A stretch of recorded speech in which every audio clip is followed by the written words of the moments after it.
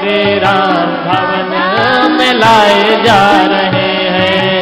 अवध की गलियां सजाए जा रहे हैं, अवध की गलियां सजाए जा रहे हैं, हमारे राम भवन में लाए जा रहे हैं, हमारे राम भवन में लाए जा रहे हैं।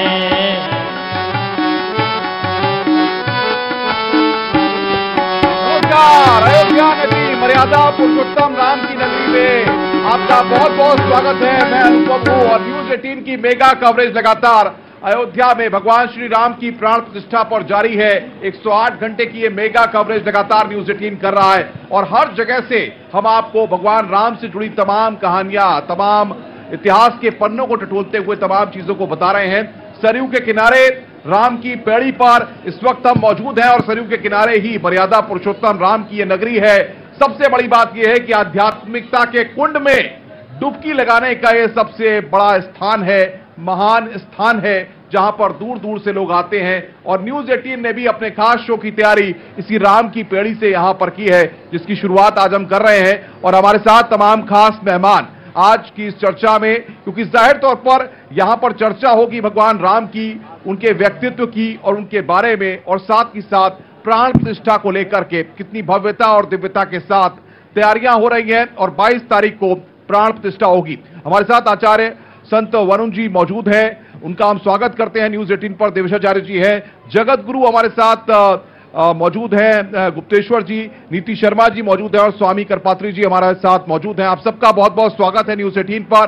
सबसे बड़ी बात यह है कि 14 सालों के वनवास के बाद प्रभु श्री राम जब इस अयोध्या नगरी में आए थे, जो स्वागत हुआ था, जो दिए जलाए गए थे, जो रोशनी से जगमगाई थी अयोध्या, वही तस्वीरें आज हैं और वही पल हर किसी के जहन में याद आ रहा है।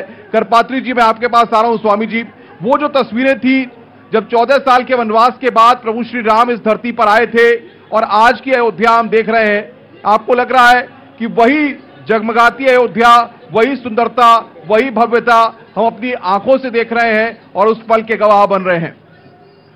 जी, आज बहुत अच्छा लग रहा है। मैं तो बड़ा भाग्यशाली हूं।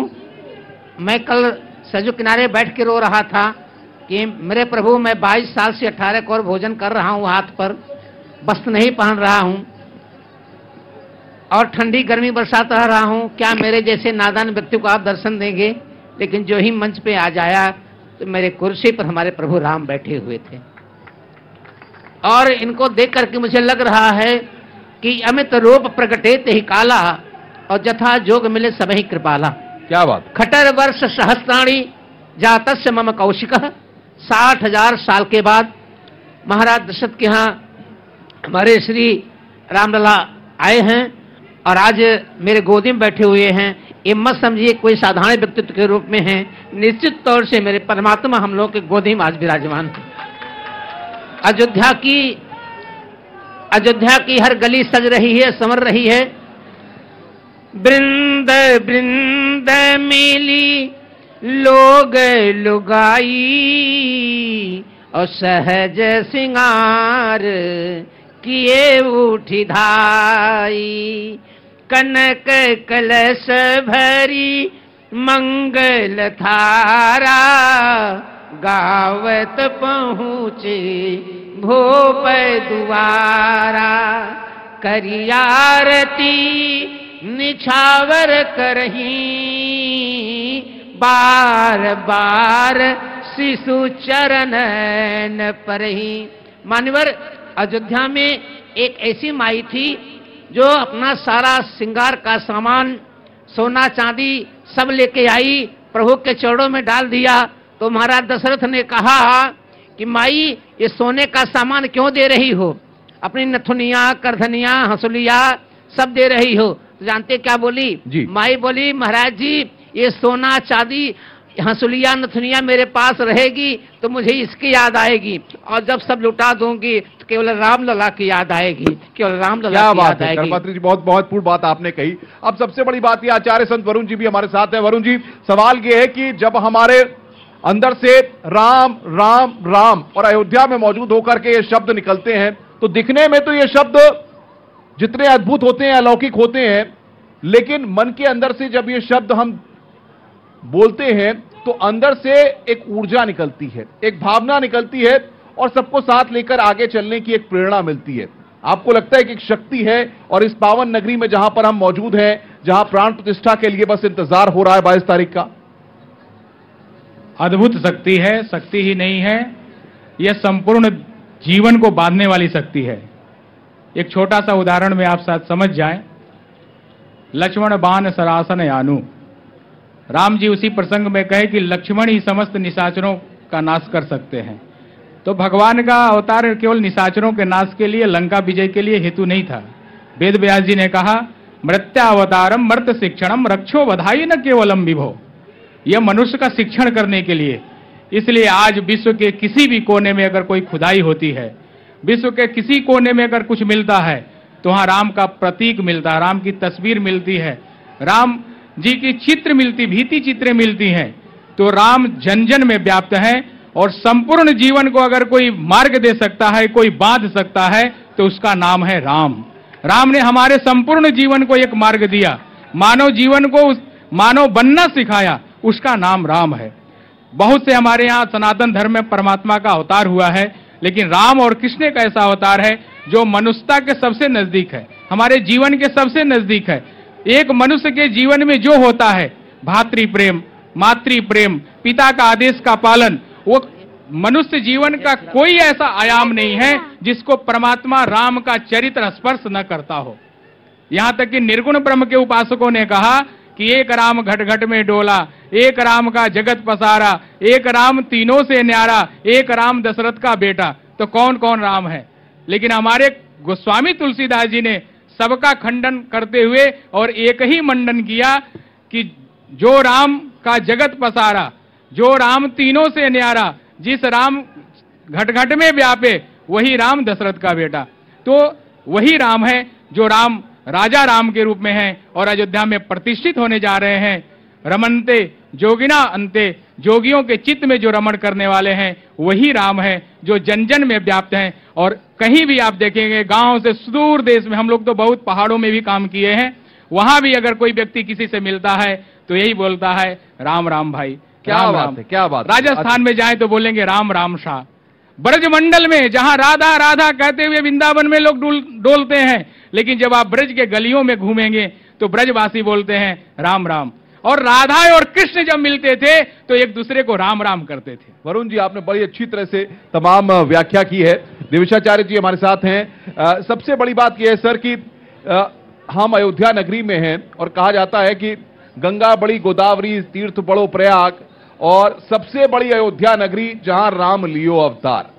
राम पुरुषोत्तम, मर्यादा पुरुषोत्तम राम की यह नगरी है। आप क्या मानते हैं प्राण प्रतिष्ठा का जो कार्यक्रम 22 तारीख को होने जा रहा है, सालों का इंतजार, कई सपने साकार हो रहे हैं, कई मनोकामनाएं पूरी हो रही हैं और इसका हर किसी को इंतजार था, चाहे सनातनी हो, चाहे राम भक्त हो, चाहे देश दुनिया में मौजूद तमाम लोग हों। जी बिल्कुल, बहुत ही ये सौभाग्य का विषय है, क्योंकि लगभग 500 वर्षों के संघर्ष के बाद आज ये क्षण हम सबको प्राप्त हो रहा है। तो निश्चित रूप से हम लोग सौभाग्यशाली हैं, और सौभाग्यशाली ही नहीं, परम सौभाग्यशाली हैं, क्योंकि हमारे पूर्वजों ने कितना संघर्ष किया। लगभग 4 लाख हमारे पूर्वजों ने अपना बलिदान दिया है, तब आज हमको ये शुभ अवसर देखने को मिल रहा है। तो सौभाग्य का विषय है। बिल्कुल बिल्कुल। जगत गुरु हमारे साथ गुप्तेश्वर जी भी हैं। सर, कहा जाता है कि प्रभु की कृपा भयो सब काजू, जन्म हमार सुफल भयो आजू।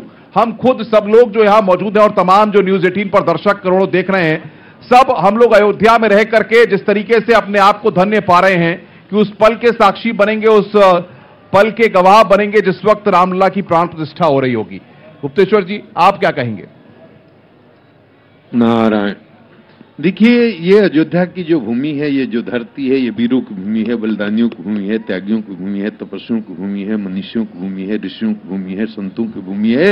ये दिल्ली राजा दिलीप की भूमि है, ये अज की धरती, रघु की धरती, दशरथ की धरती, और भगवान श्री राम जो अनंत कोटि ब्रह्मांड के नायक परात्पर ब्रह्म है, वो सतघन चितघन आनंद घन भगवान श्री राम की जन्मभूमि है। इसलिए तीनों त्रिलोक में अयोध्या से पवित्र धरती और कोई भूमि है ही नहीं। और इतने समय के बाद आपको पता होना चाहिए, राम जी का अवतार आज से लगभग 2 करोड़ वर्ष पहले हुआ था जी।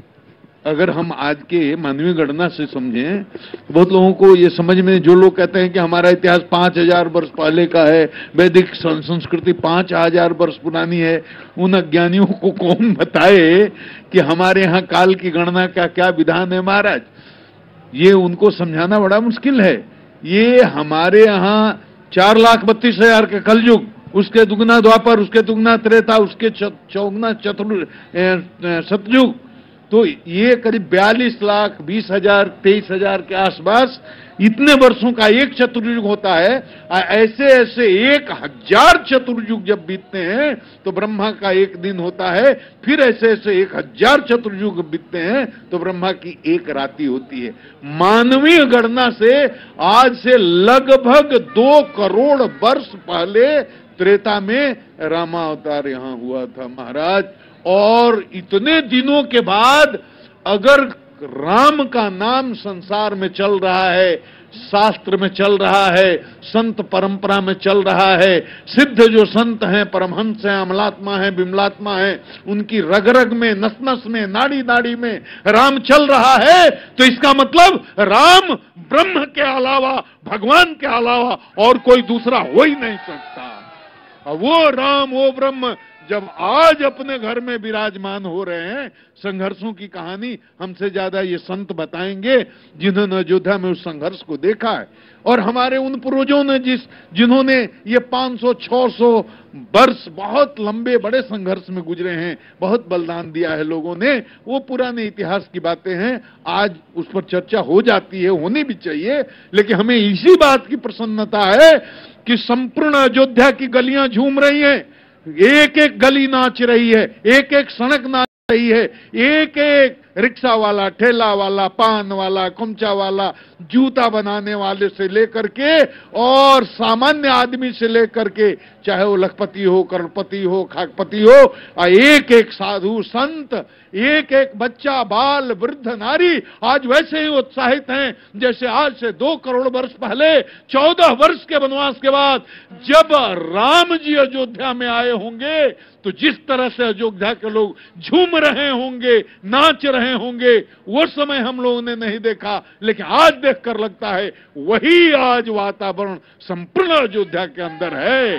बिल्कुल बिल्कुल हमारे राम जी, तो हम भी इसी मस्ती में नाच रहे हैं, झूम रहे हैं, इसका आनंद ले रहे हैं। बिल्कुल जगत गुरु गुप्तेश्वर जी ने बताया। और सबसे बड़ी बात यह कि इसीलिए कहा भी जाता है कि एक ही नारा, एक ही नाम, जय श्री राम। एक ही नारा, एक ही नाम, जय श्री राम। दीप्ति शर्मा जी हमारे साथ हैं। मैडम, सबसे बड़ी बात यह, भगवान राम की जब बात होती है और हम लोग भगवान राम के अलग अलग रूपों का, अलग अलग नामों का, उनके स्वरूप को अगर देखा जाए तो चाहे उनकी भूमिका एक भाई के रूप में रही हो, चाहे एक कुशल प्रबंधक के रूप में रही हो, चाहे उनकी भूमिका एक नेतृत्वकर्ता के रूप में रही हो, हमने देखा कि तमाम संकटों के बीच भी भगवान श्री राम ने अपने आप को साबित किया, सबको साथ लेकर के आगे चलना चाहा और जो विचारधारा थी, जो सोच थी, उससे कभी अडिग नहीं हुए, कभी हटे नहीं।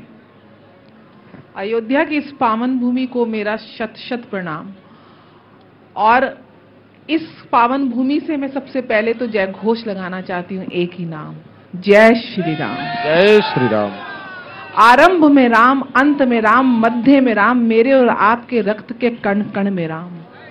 दया में राम, क्षमा में राम, करुणा में राम, मर्यादा में राम, सीता के पतित्व में राम, दशरथ के पुत्र में राम, माता के मातृत्व में राम, भ्राता के भातृत्व में नाम, और वही दुश्मन को अभी उद्धार करने वाले अगर कोई हैं तो वो जय श्री राम। केवट की नाव में राम है, जटायु के कटे पंखों में राम है, उन्हीं जटायु को पिता कह के उनका उद्धार करने का अगर कोई नाम है तो वो राम है। निषाद राज के आलिंगन में राम है, शबरी के झूठे बेरों में राम है, विभीषण की भक्ति में राम है, हनुमान जी की शक्ति में राम है। उस दुश्मन के अहंकार को नष्ट करने वाले अगर कोई है तो वो राम है। और अंत में उस रावण के उद्धार में भी राम है। इस कण कण में राम है। यत् पिंडे तत् ब्रह्मांड तत् राम, पूरे ब्रह्मांड में राम है, पूरा ब्रह्मांड भगवान राम में समाया हुआ है। हम तो केवल अंश मात्र हैं। और आज कलयुग की एक तारीख है 22 जनवरी, पौष मास की शुक्ल पक्ष की द्वादशी तिथि, जब चंद्रमा अपनी उच्च राशि में गोचर कर रहे होंगे, मृगशीरा नक्षत्र होगा और उस समय ये स्वर्ण अक्षरों में ये तारीख लिखी जाएगी भारत के इतिहास में कि कलयुग में भी रामराज का आगाज हुआ था। और वो तारीख थी 22 जनवरी 2024। भगवान राम 14 वर्ष के वनवास भोगे थे, लेकिन मेरी अयोध्या ने 500 वर्ष का घोर संकट और वनवास भोगा है। आज अयोध्या नगरी पुनः जागृत हुई है। इस जागरण को मेरा शत शत नमन। और ये आप राम भक्तों की जो शक्ति है, ये उसका प्रतीक है। और उस प्रतीक को कहीं ना कहीं अगर कोई लेके आज आगे लेके जा रहे हैं तो प्रधानमंत्री मोदी जी और योगी जी का कुछ तो प्रारब्ध होगा, कुछ तो उनके ग्रह नक्षत्र ऐसे होंगे कि 550 साल के संघर्ष को अगर कोई धर्म ध्वजा आज लहरा रहा है तो उन्हीं के नेतृत्व में भारत देश लहरा रहा है। तो उनको भी मेरा शत शत प्रणाम कि हम भक्तों की जो तपस्या है, जो बलिदान है, और आज मेरा पावन सौभाग्य है कि मैं आज इन तपस्वियों के साथ उनके सानिध्य आज राम सरयू के पास बैठी हुई हूं। तो जो शीतल हवा सरयू से आ रही है तो कहीं ना कहीं धर्म की विजय और अधर्म के नाश का ये प्रतीक है। बड़ी महत्वपूर्ण बात आपने की हमारे लिए।